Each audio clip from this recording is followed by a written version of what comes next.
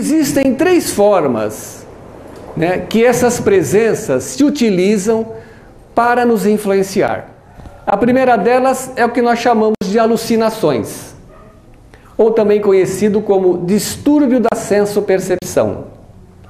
As alucinações são alucinações visuais, ou seja, nós podemos ver os espíritos, nós podemos ver presenças, ver vultos.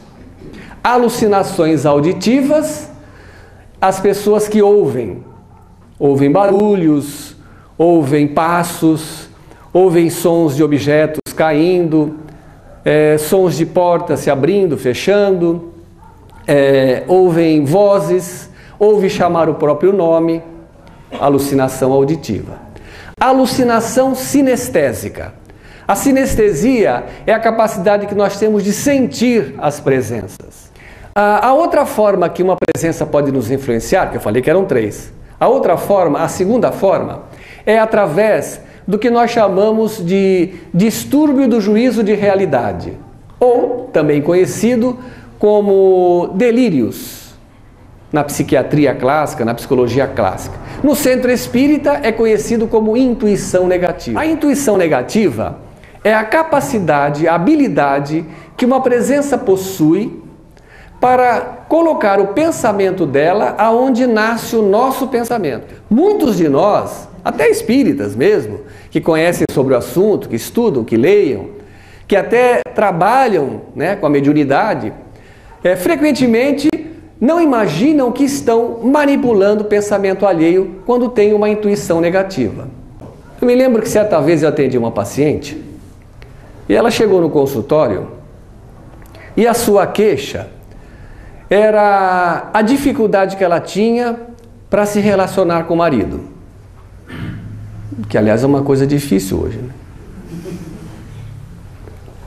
Mas, imediatamente, eu já identifiquei, através das conversas, né, na primeira sessão mesmo, na entrevista, na anamnese que a gente faz, eu já percebi que se tratava de uma pessoa que possuía um ciúme exagerado do marido. Também algo difícil de acontecer, né? Ela tinha um ciúme muito grande. Um ciúme tão grande que ela dizia assim: ó, doutor, eu tenho certeza que o meu marido está me traindo, dizia ela. Tenho certeza. Aí que me desculpem os homens aqui, né? Como os homens assim, eles não conseguem fazer a coisa direito e acabam sempre deixando, né, a ponta da manga para fora. Eu perguntei a ela assim: mas você descobriu algum bilhetinho, alguma mensagem no celular, alguma mancha de batom na camisa, um perfume diferente? Ele chega mais tarde em casa? Não. Ele nunca deu motivo. Mas é uma coisa que me diz aqui que ele está me traindo. Vejam só que ela dava até o diagnóstico. Alguma coisa que me diz aqui que ele está me traindo. Ela diz assim: olha, eu até vejo a cena. Eu vejo ele me trair. Aí nós fomos fazer regressão de memória.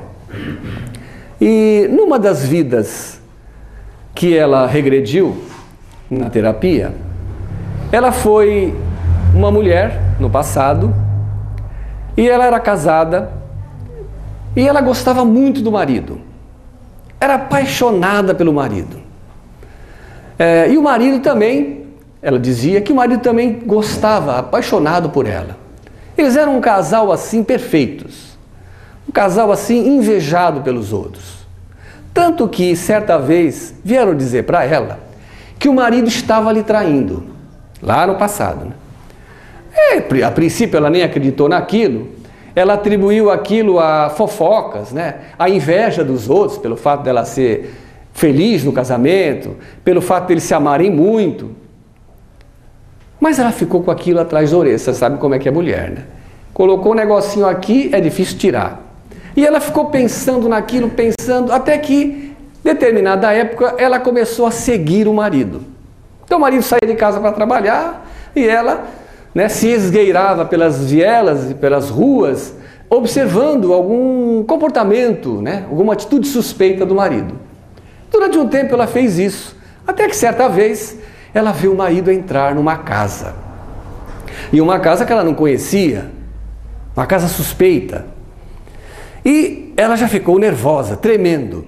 A própria paciente ali deitada na poltrona, a gente percebia o seu coração, né, pulsar mais rapidamente, ela arfar o peito, nervosa, porque ela já antevia o que ela ia encontrar ali.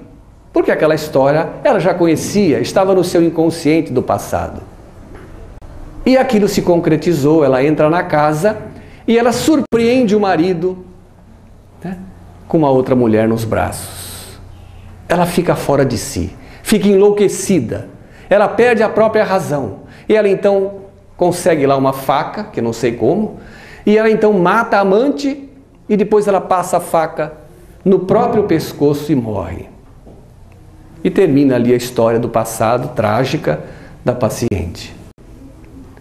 Depois que ela morre, vítima de suicídio, ela passa por situações difíceis no mundo espiritual, sofre durante muito tempo.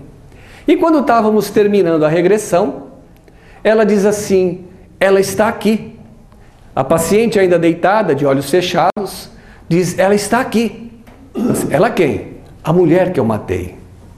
Ou seja, a amante do marido no passado, que ela havia tirado a própria vida dela, estava ali na sessão, porque se tratava de um desafeto seu do passado, que já a acompanhava há muito tempo.